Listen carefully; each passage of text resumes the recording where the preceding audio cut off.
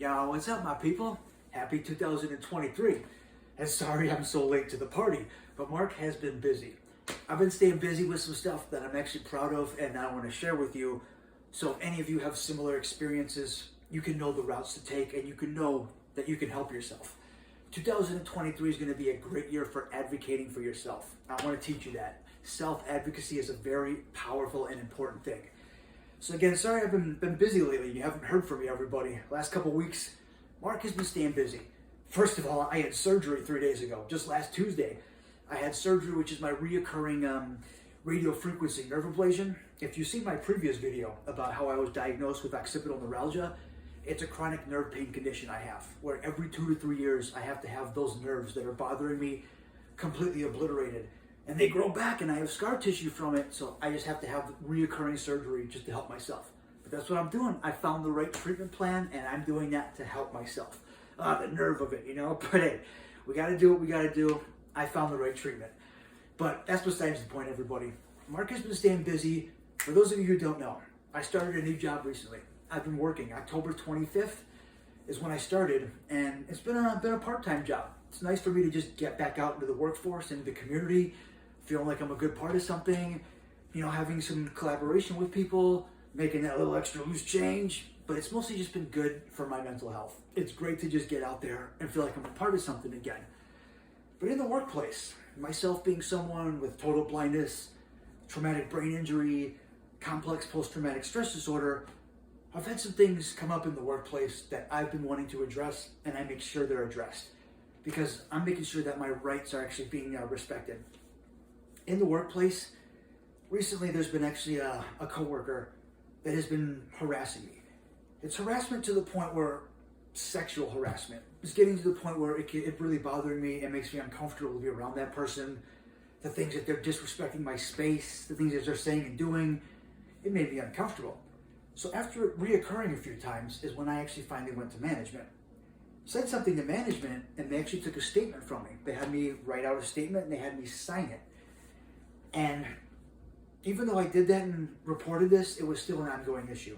I still kept having the same person interacting with me that made me uncomfortable. And I kept talking to management about it.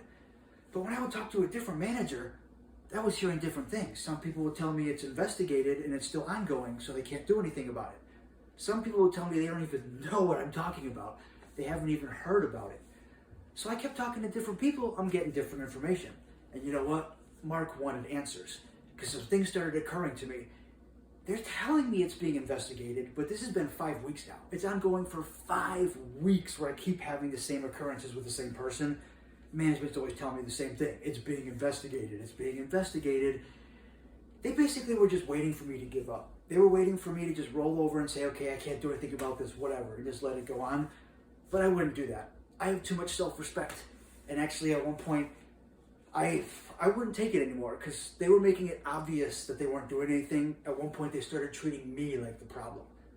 Even though I was reporting sexual harassment and they told me it was being investigated, when I kept complaining, they started moving me from the workplace. They would move me to a completely separate, different building. And that's against protocol even. It's against protocol to relocate someone, especially like myself with a visual impairment. I'm blind and it took me a few weeks to get to know the place I was working in and get comfortable.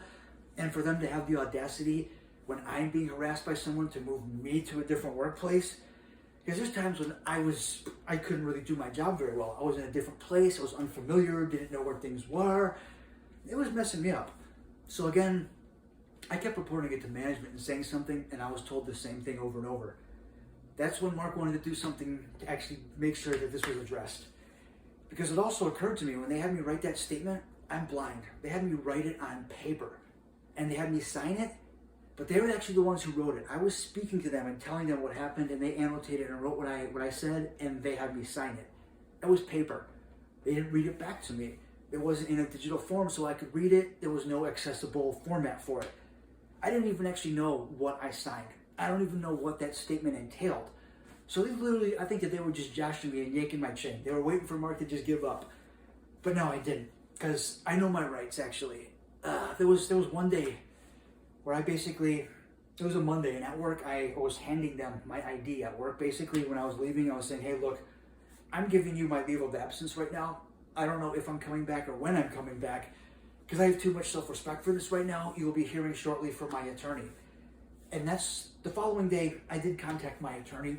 I also contacted Equip for Equality, which is a nonprofit organization based in Chicago. They're based to actually help people like myself to defend their rights and make sure their accommodations are being set. I also contacted the EEOC, excuse me, EEOC, the Equal Employment Opportunity. Because basically when certain companies claim to be equal employment opportunity, they got to stick to that. The EEOC will make sure you get your accommodations and the employer is taking care of you. After I told them this and after I contacted all of these organizations to help me, within 3 days, someone from HR, Human Resources, contacted me and they set up a phone conference. Within 3 days, I had 3 separate people from HR on the phone with me doing a phone conference. They had me take another statement and they actually had me tell them everything that happened. I explained all the incidences over again.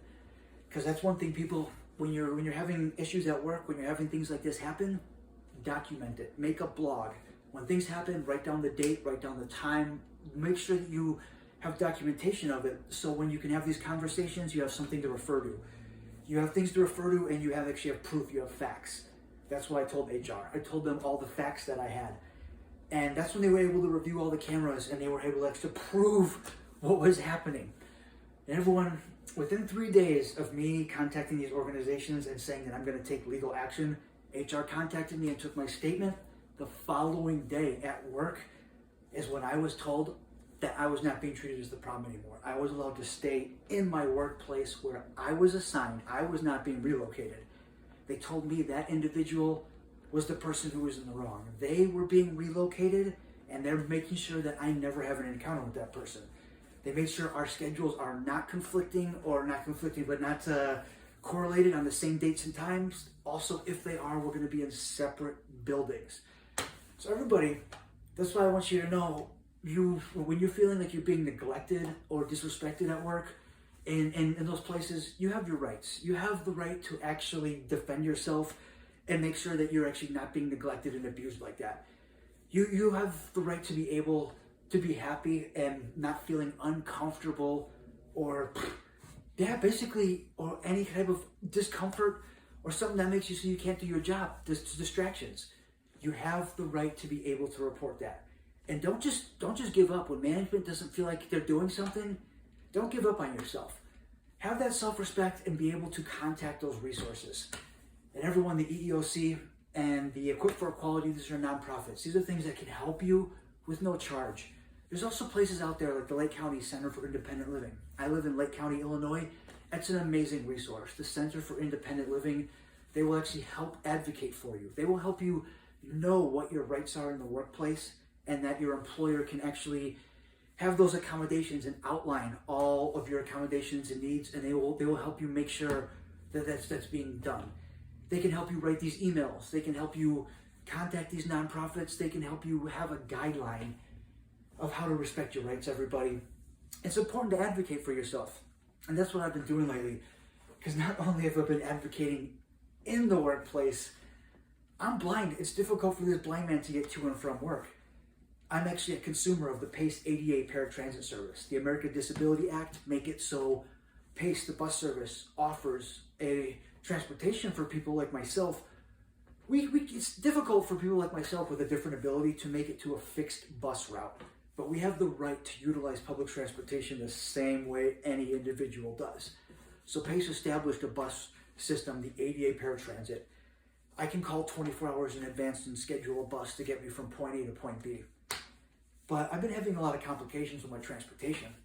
Mondays and Fridays on work days, it's not been much of an issue. I've been able to get my transportation.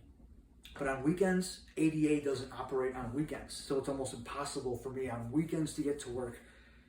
And with PACE, actually, there's something called the Ride Lake County, that's the alternative transportation I use on the weekends, Ride Lake County. But it's almost impossible to actually have a guarantee for a ride. There's a lot of times when I'm relying on family, on friends, people in the community. There's a lot of times when I'm taking Uber to and from work, and it's costing me more money than I'm actually making. So again, it's been problematic. And that's why, you know what? I know my rights. I have the right to utilize public transportation the same way anybody does. So when I write emails to PACE, I've been sending them emails and explaining the issues I'm having and complaining to their mailbox. They never respond. It's one of those mailboxes where, hey, yeah, send your complaints here and we'll figure it out, but they don't monitor it, they don't check it, and they don't respond to me. So after a while, I actually took a different route. I contacted my state representative. The state representative of Illinois, I contacted him explaining that I can't be the only person running into these issues. PACE ADA Paratransit is supposed to be a service that people can utilize like myself. I'm sure there's people like me who aren't making it to work who are having problems. I don't want them to give up or have to sacrifice their job. I want them to be able to keep doing what they're doing and have that peace of mind. When I explained all of this to my state rep, the next day I got a phone call from the PACE regional manager, basically explaining that he's very sorry for the problems that I've been having. He gave me his personal cell phone number, as well as actually a phone number to call when PACE has left me hanging. When actually they tell me I have a ride that I don't, I can call this number and they can supply me transportation. Everybody, there's ways to actually work around the system. It's a system built to try to help people. Make sure it's helping you. Make sure it's not problematic and causing you stress. For a while there, Mark was losing it. Between the problems I was having at work and the problems it was to get me to and from work, it was more mental and emotional distress than the job was. It wasn't benefiting me, it was actually hurting me, but that's why it made me stronger. I was able to advocate for myself. I enjoyed this job, I wanted to keep it, so I spoke to management, had my rights respected, so I feel like I'm actually a valued person there. And with my issues with transportation, this is a right that I have, a state right, so I actually called my state representative and he helped me sort this out. It's important for you to be heard, everybody, and I don't want you to just roll over and give up. I don't want you to think it's too difficult. There's resources and there's ways out there to be doing this. Like the SIL, a lot of states and a lot of counties have a SIL that you can contact and have an advocate help you get this started. Same thing with, like I said, I contacted my state rep. I wanted to do something about this. I looked up my state rep and found his email. That's public information. You can plug in your county and any of your information and find these resources, everybody. When I found my state rep, and he did a great job representing me and helping actually me resolve this issue, because now I've been getting to and from work without issues. PACE has actually been able to give me a subscription bus plan. They took my work schedule and wrote it down, and they literally have me a bus for every single day for every single work, because it's documented. Every week I send them my work schedule so you know when I'm going to be there and what's happening. They accommodate me and get me to and from work. Everybody, if I can do it, you can do it. Self-advocacy. Learn how to advocate for yourself. Learn how to ask questions. Learn how to dig around. When you're not getting those answers, keep digging. Find a different way. Speak to a different manager at work when you're not getting things done. When they're not addressing your issues, find someone who can help you. There's resources out there, everyone. Keep fighting your fight. Because everybody, if I can do it, anybody can. Mark my words, everybody. Self-advocacy helped save my life. And everybody, thanks for tuning in today. 2023 is going to be a great year.